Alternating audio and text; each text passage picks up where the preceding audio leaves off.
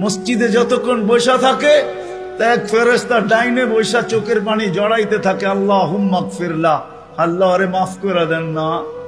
আল্লাহ বলে তোরা তো আইলো গেল কি, আপনার ঘরেই তো বের হইছে,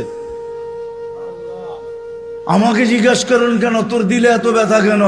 আপনার ঘরেই তো বের হইছে, বন্দা তো আপনারই সৃষ্টি, সেরা তো আপনিই বানাইছেন। ও যদিও না কান্দে তো আমি ওর পক্ষ হয়ে একটু কান্দতেছি, অসুবিধা কি? আরেকজন বলে আল্লাহুম্মা আরহাম আলাইহি, আল্লাহর উপরে দয়া করেন না। আপনার ঘরে বসে রইল, তারপরে যদি দয়া না করেন তো বাজারে গেলে করবেন, ওটা তো দয়ার জায়গাই না। কি করে না না করে না দোয়া? যতক্ষণ মসজিদে বসে থাকে আরেকজন নামাজের সওয়াব লিখতে থাকে।